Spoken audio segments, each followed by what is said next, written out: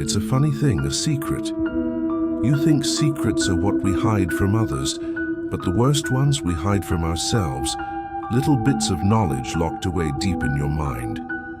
But the heaviest secrets, they're the ones we keep from ourselves, the truths we bury in concrete and pretend were never there. The dark hallways in our own past we wall off and pretend don't exist. I had a secret like that, a small, stupid, childish thing I'd buried for 20 years. I thought it was harmless, forgotten. No way anyone else could ever know. I never thought anyone else in the whole world could possibly know. Then, one rainy Tuesday night, my phone rang, and everything cracked open. And a voice from somewhere impossible told me it knew everything. The screen lit up my dark apartment, making shadows dance like skeletal fingers across the wall. My heart didn't just drop, it blinked out of existence. Because the name on the caller ID, the face staring back at me, was mine. And like an idiot, I answered. The night had been so normal it hurt. That's the part that gets me now, the sheer crushing mundanity of it all. It was just after 1 a.m. Rain was drumming against the window of my small apartment, a steady rhythm that usually calmed me down. It was the kind of white noise that makes the world outside feel far away, like it doesn't matter. In here, my world was just a lukewarm cup of coffee, a pile of paperwork from a job I was pretty sure was sucking the life out of me, and the soft glow of my laptop. I remember the smell of wet asphalt from the street below, mixed with the faint, sweet smell of the coffee. My apartment's on the 3rd floor. It's a cozy little box I've always thought of as my sanctuary. It's messy, sure, books piled up in towers, a forgotten plate on the coffee table, a sweater thrown over a chair. But it was my mess, my space. It felt safe. I was exhausted. That bone-deep tired you get from long hours and not enough reward. My eyes felt like they were full of sand, and I was in that weird late-night headspace where you can't really focus and your mind just starts to drift. I wasn't thinking about anything important. Maybe breakfast. Maybe whether I'd set my alarm. Just the thousands of tiny, meaningless thoughts that make up a life. The apartment was dead quiet, except for the rain and the low hum of the laptop. That's why the sudden, jarring buzz of my phone on the desk felt like a punch. It was so loud in the quiet, a violent interruption.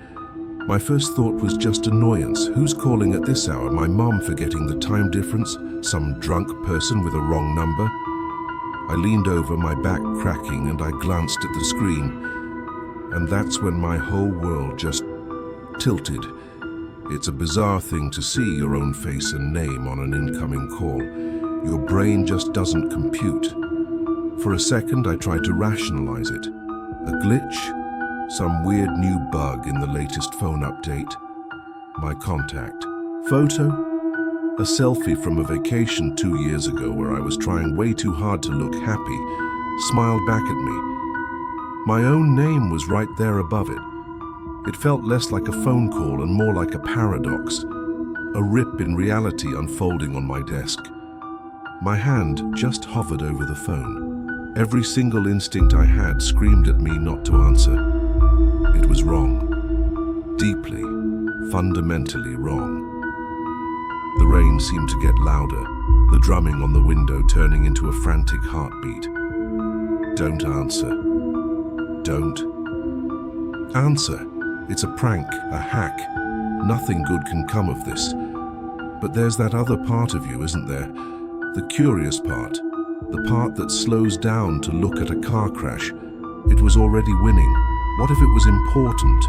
What if it was some new kind of emergency alert I didn't know about? The excuses were flimsy and I knew it. The truth is, I was just too damn intrigued by how impossible it was. So, with a hand that was shaking just a little, I swiped right. I accepted the call. I put the phone to my ear, my safe little apartment suddenly feeling cold and exposed. "Hello?"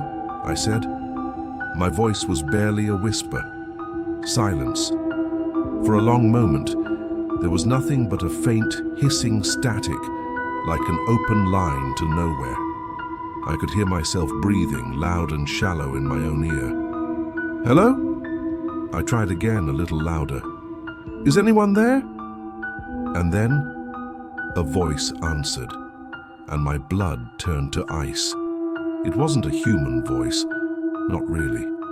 It was a whisper, but it sounded layered and distorted, like someone made a recording of a recording and played it through a broken underwater speaker. It was a digital ghost, a rasp full of static and a low hum. It was the sound of a corrupted file, something you were never meant to hear. "I know what you did to the robin," it whispered. The words slid into my ear and straight down my spine. I froze, my knuckles white from gripping the phone. The air in the room got thick, heavy. I couldn't breathe. Of all the things are mysterious, a voice could say of all the threats it could make, it chose that. The robin. It was my secret, the one I barely even admitted to myself. When I was 8 years old, I was playing in my backyard and found a robin's nest that had fallen from a tree. Inside were 3 tiny, perfect pale blue eggs. One of them had a small crack in it. I don't know why I did it. It wasn't mean, not really. It was just a kid's morbid, thoughtless curiosity. I took that cracked egg and I squeezed it. I watched the life inside it run through my fingers. I buried the evidence, the broken shell and the mess, under the big oak tree. I never told a soul. Not my parents, not my friends, not one person. It was a moment of childhood shame I had pushed so far down, it was basically gone. Until now. "Who is this?" I demanded, but my voice was weak and shaky. The distorted whisper didn't answer. It just kept going, the sound crackling with a cold, detached quality. "You buried it under the roots. You cried, but not because you were sad. You cried because you were scared of getting caught." Every word was true.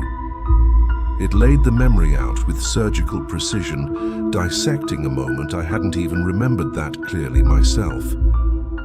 The voice knew. It knew the details, the feelings. It wasn't a guess, it was a fact. My mind was racing, trying to find a logical reason. Did I ever tell someone? Write it in a diary? No, never. My childhood diaries were full of nonsense about crushes and teachers, not confessions. Was I being watched? Had someone been watching me for decades? The idea was so insane it was almost more terrifying than the alternative. "How do you know that?" I choked out. "Who are you?" The only answer was a soft, airy sound. It might have been a chuckle if it hadn't sounded so synthetic. It was a dry, rattling hiss, like dead leaves scraping across the pavement. And then, the line went dead. I just stood there in the silent apartment, phone still pressed to my ear. The dial tone buzzed, a monotonous, mocking sound. I slowly pulled the phone away and stared at the screen. The call was over. My call history showed an incoming call from my own number. Duration, 47 seconds. I sank into my chair, my legs giving out. The rain outside didn't care, it just kept drumming on the glass. The room, my sanctuary, now felt wrong. Violated. It was like that distorted voice had reached through the phone, dug around in the most private part of my mind, pulled out a memory I'd thrown away and was now dangling it in front of me. My first real thought was that it had to be a prank, a very elaborate, very cruel one. But who? Who could possibly know that? The only other people there that day were my parents, and they were inside. I hadn't told anyone. I ran through a list of my friends, my exes, my co-workers. Nobody. It was impossible. I tried to talk myself down. Maybe it was a lucky guess. A vague statement I just filled in the blanks for. You hurt a small animal as a child. Lots of kids do stupid things, but the details, the robin, buried it under the roots, cried because you were scared. It was too precise. For the rest of the night, I didn't work. I just sat there, staring at my phone like it was a snake. I checked the locks on my door 3 times. I kept looking out the window, down at the dark, wet street, half expecting to see someone standing there, watching me. There was nothing but rain and the lonely glow of the streetlights. Sleep wasn't happening. Every time I closed my eyes, I heard that horrible, distorted whisper. Every time I started to doze off, I saw a pale blue egg cracking in my hand. I told myself it was a one-time thing, a fluke, a hacker who somehow found a stray thought I'd once typed into a search bar. I clung to that idea. By the time the sun came up, casting a weak grey light into my apartment, I had almost convinced myself it was over. I was wrong. It was just the beginning. 2 days went by in a fog of anxiety. I was jumpy, on edge. Every time my phone buzzed, my stomach clenched. But every call was normal. My boss, a friend making plans, a spam call about my car's extended warranty. With each normal call, I relaxed a little. I started to think maybe I'd imagined the whole thing, that my tired brain had blown a simple prank call way out of proportion. Then, on Friday evening, it happened again. I was in the kitchen trying to find the energy to make dinner. The sun was setting, painting the clouds orange and purple. It was almost beautiful. My phone, sitting on the counter, buzzed. I glanced over, and that knot in my stomach was back, tighter than ever. My own face was smiling back at me from the screen.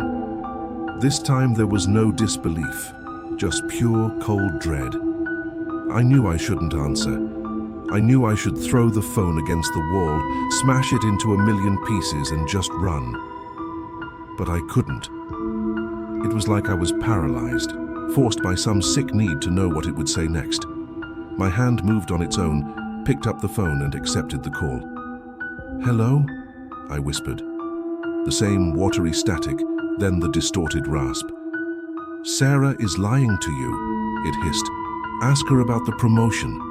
Click. The line went dead. 10 seconds. Sarah was my best friend, my closest friend since college. We worked at the same company, just in different departments. We told each other everything. The idea that she was lying to me was ridiculous. But the voice, it had been so sure. And it knew about the robin. My hands were shaking. A promotion, a senior manager job had opened up in her department. We talked about it. She said she wasn't going for it, that she was happy where she was. She'd even encouraged me to apply for a similar opening in my department.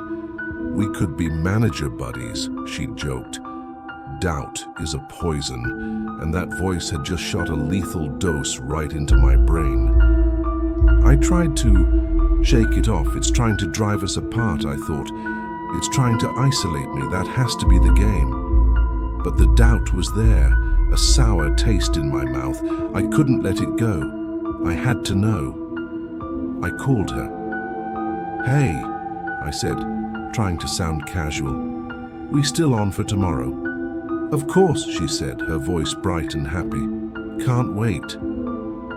We chatted for a few minutes about nothing. Work, some new show she was watching. The whole time the voice's words were screaming in my head. Ask her about the promotion. "So hey, random question," I said, my heart pounding. "That manager job in your department, they ever fill it?" There was a pause. Just a tiny one, but it was long enough for my blood to run cold. "Oh, I'm not sure," she said, her voice just a little too high. "Things are crazy over here. I haven't really been paying attention." It was a lie. I knew it instantly. Sarah knows everything that happens in the office. She's a walking encyclopedia of company. Gossip. Her not knowing was about as likely as the sun rising in the west. "Oh, okay," I said, my voice flat. "Well, I'll let you go. See you tomorrow." I hung up and just stared at the wall. Sarah was lying to me. The voice was right. She'd applied for the promotion, probably got it, and didn't tell me. Why? Was she afraid I'd be jealous? Did she think I wasn't good enough to get my own promotion? Our entire friendship suddenly felt fake, like a house of cards. The betrayal was sharp and bitter, but underneath it was a deeper, more terrifying feeling. Validation. The voice was real, and it was telling the truth. This changed everything. This wasn't just a hacker with an old secret. This was something that knew things as they were happening. This was active, and it was cruel. The next call came the following afternoon. I was getting ready to meet Sarah for coffee, something I was now dreading. My phone rang, my number. I answered it like a robot. "Don't take your car," the voice whispered. "The battery will die, you'll be late, she'll think you stood her up." Click. I stared at my car keys. Was this a warning or a threat? Was it trying to help me or just showing off? I decided not to risk it. I called a rideshare. As I was leaving my apartment, I saw my car. Just to see, I clicked the unlock button on my fob. Nothing. Again, nothing. The battery was dead. A wave of nausea hit me. I got to the coffee shop on time. Sarah was already there. The conversation was stiff, awkward. The lie about the promotion hung in the air between us like a thick fog. The easy friendship we'd had for years was just gone, replaced by suspicion and bitterness. The voice hadn't just predicted it, it had orchestrated it. It was poisoning my life. That night I fell down an internet rabbit hole, receiving calls from my own number. Phone getting calls from itself. Voice on phone knows my secrets. I found forums full of scared people telling similar stories. Some were brushed off as pranks or glitches, but others were chillingly familiar. I read about a family terrorized by calls from their daughter's phone that described what they were doing in real time. The police were called, but it was never solved. I read stories about people getting calls from dead relatives, impossible messages from beyond the grave. None of it offered any answers. It just offered more fear, more proof that I wasn't alone, but that I was dealing with something real and unexplainable. That's when I decided to fight back. I called my phone company. I spent 2 hours on the phone with a woman named Brenda, who seemed to get more annoyed with me by the second. "Sir, it is technologically impossible to receive a call from your own number," she repeated for the 10th time. "But I have the call logs," I insisted, my voice cracking. "I can send you screenshots." "It's most likely a spoofing app, sir. Someone is masking their real number with yours. There's nothing we can do." "But they know things about me, Brenda," I yelled. "They know things no one could possibly know." "Sir, if you feel you are being harassed, I suggest you contact the authorities," she said, her tone now ice cold. And she hung up. Contact the authorities? And tell them what? That a spooky voice was calling me from my own phone and telling me secrets? They'd think I was crazy. I was completely, utterly alone. The calls got more frequent. Each one was a small, sharp jab of psychological terror. "The milk in your fridge is spoiled." I checked. It was. "You will trip on the loose paving stone outside your office tomorrow." I watched my step, avoiding it. But I saw a co-worker trip on that same stone later that day and sprain her ankle. The voice wasn't just digging up my past anymore. It was showing me my future. Tiny, meaningless glimpses of it, but they were always right. My life wasn't mine anymore. It was a script being read to me line by line by a distorted evil narrator. My paranoia grew. I stopped trusting anyone. Was my apartment bugged? Was there a camera somewhere? I spent a whole weekend tearing the place apart, looking behind paintings, checking every vent. I found nothing. I felt like a character in a horror movie, the one who slowly loses their mind while everyone says they're imagining things. My work suffered. I couldn't focus. I jumped at every sound. My own reflection in my phone screen started to look like a stranger. Then, the calls got darker. It was a Wednesday night, almost a week after the first call. I was in bed, staring at the ceiling. My phone lit up the room. My number. I answered, my body stiff with dread. "Your brother is going to lose his job," the voice rasped, the distortion sounding thicker, angrier. "He's going to be laid off tomorrow at 10 a.m. His boss, Mr. Albright, thinks he's lazy." Click. My brother, Mark. He lived 3 states away. He had a wife and a new baby. Losing his job would destroy him. I had to warn him. I had to do something. I called him right away. It was late, and he sounded half asleep. "Mark," I said, my voice urgent. "Listen to me. Something's going on at your work. You need to go in early tomorrow. You have to impress your boss. Do something. Anything." "What are you talking about?" he mumbled. "It's almost 2 in the morning." "I can't explain it, Mark. You just have to trust me. You're in trouble. Albright is going to fire you." There was a long silence. "How do you know that?" he asked, his voice suddenly sharp. "Did you talk to someone? Have you been meddling in my life again?" "No, it's not like that. It's complicated." "You sound crazy," he said, his voice cold. "Get some sleep and stay out of my business." He hung up. I tried calling back, but it went to voicemail. I sent him a flood of frantic texts, begging him to listen. No reply. The next morning I watched the clock, my stomach in agony. At 10:15 a.m. my phone rang. It was Mark. I answered, my heart in my throat. I could hear him crying. He'd been laid off, just like the voice said. He didn't yell. He didn't ask how I knew. He just said, "I don't know how you're involved in this or how you knew, but I don't want to talk to you right now," and hung up. The voice hadn't just predicted it. It had made me a part of it. By trying to help, I made my own brother suspicious of me. I was an accomplice to his misery. The guilt was a physical weight pressing down on me, making it hard to breathe. The voice was cutting me off from everyone I cared about, one by one, and I was letting it happen. It's strange, but right then, in that moment of total despair, something became clear. This thing, whatever it is, it feeds on fear. It feeds on isolation. It uses information to make you feel completely powerless. And as I sat there, totally alone, I realized the only defense I have is to do the opposite of what it wants. It wants me to be silent. It wants me to be alone. And if you've ever felt that way, like you're facing something terrifying all on your own, then you know the worst thing you can possibly do is keep it locked inside.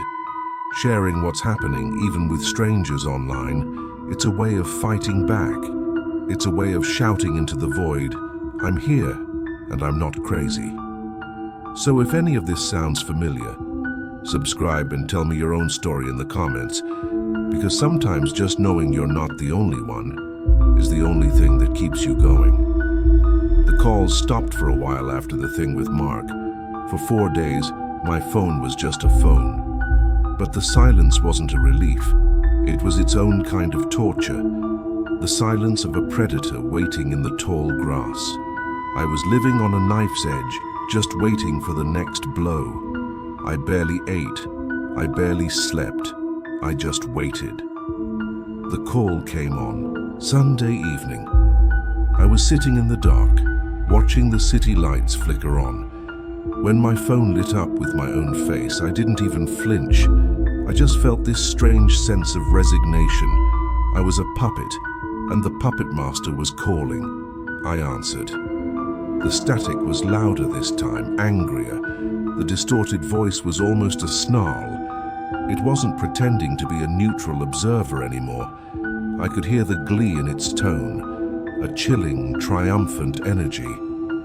"You've been a good audience," it hissed. "You've watched the little tragedies, your friends, your family, all so fragile, so easy to break." "What do you want from me?" I whispered. The synthetic chuckle came back, louder and more grating. "Want? I don't want anything. I am simply a narrator, and every story needs a climax, a grand finale, and yours is tonight." A cold dread, so total it felt like a physical thing, wrapped itself around me. This was it, the final act. "There is a man," the voice continued, "named Walter Harris. He lives at 1452 Northwood Drive, apartment 4B, an old man, a lonely man. In his closet, in a shoebox, he keeps old photographs. One of them is of his daughter, Emily. She died 10 years ago. It's the last photo he has of her. The level of detail made me feel sick. How could it possibly know this? Tonight, Walter Harris will fall asleep in his armchair. A faulty wire in his lamp will spark. His curtains will catch fire. He is a heavy sleeper. He will not wake up." The voice paused, letting the horror sink in. "He will die in the fire, and the last photograph of his daughter will turn to ash." My mind was reeling. This was different. This wasn't about a dead car battery or a lost job. This was a man's life. "Why are you telling me this?" I choked out. "Because for the first time," the voice snarled, its tone dripping with pleasure, "you are no longer just in the audience. You are part of the story. You have a choice." It laid out the choice with slow, deliberate cruelty. "The fire will start at exactly 11:47 p.m. It is now 11:20 p.m. You have 27 minutes. You can call the fire department. Give them a fake tip about smelling smoke. They'll get there in time. They will save Walter Harris." I felt a tiny flicker of hope. I could do something. I could stop this. "But," the voice added, and that one word snuffed the hope out completely. "There are always consequences. For every action, there is an equal and opposite reaction. If you save Walter Harris, the universe will need to balance the books. Tomorrow morning, a little girl named Maya, who lives down the street from you, will chase her ball into the road. A car will swerve to miss her. The driver will lose control and crash into a bus stop. Your sister, who came to the city to surprise you, to check on you because she's so worried, will be standing there. She will not survive." Time just stopped. The world shrunk to nothing but that voice in my ear. It was an impossible, monstrous choice. A stranger's life versus my sister's. An old man I'd never met versus the person I love most in the world. "No," I whispered. It was a prayer, a plea. "No, you can't." "I am not doing anything," the voice hissed. "I am the narrator. You are the one who has to write the ending. Save the old man and your sister dies, or do nothing. Let him burn. Your sister will be safe, and she'll knock on your door tomorrow morning, and you'll have to look her in the eye knowing you let an innocent man die to save her. It was a perfect soul-destroying trap. Either choice would shatter me. Either choice would leave me with blood on my hands." "Who are you?" I screamed into the phone, tears streaming down my face. "Why are you doing this?"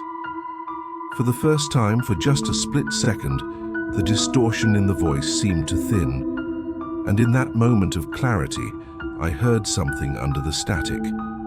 An echo of my own voice. "I am the part of you that knows the truth," it whispered, the distortion snapping back into place. "The part that knows every choice has a price. The clock is ticking. 24 minutes. Click. The line went dead. I was left in a silence that was louder than a scream. The phone fell from my hand and clattered onto the floor. I didn't pick it up. I just stared at it, this little black rectangle that had funneled all the horror in the universe into my ear. 24 minutes. My apartment didn't feel like a tomb. It was a tomb. The air was thick and still.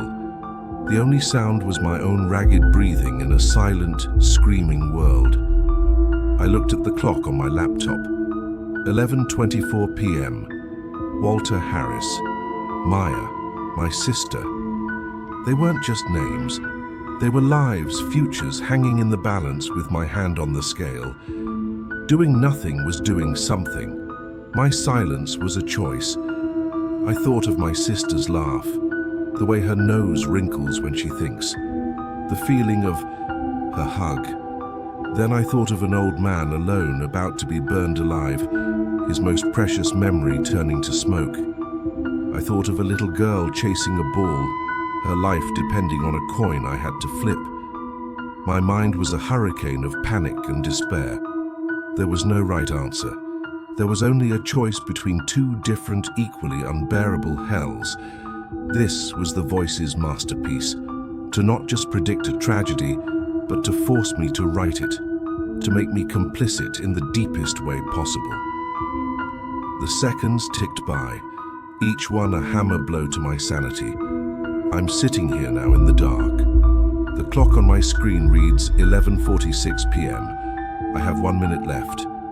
My phone is on the floor in front of me. I could pick it up. I could dial 911. I could save a man I've never met, and by doing so condemn my own sister to death, or I can do nothing. I can sit here in the dark and let the fire happen, and then live with the ghost of a man I let die. The voice is gone. The calls have stopped. But it's not gone, is it? It's stronger than ever. It's inside my head now. It's the narrator. And I am its final terrible sentence. The phone on the floor in front of me feels heavier than a gravestone. And the only sound is my own breathing, waiting for a future that I and I alone have to create. What would you do?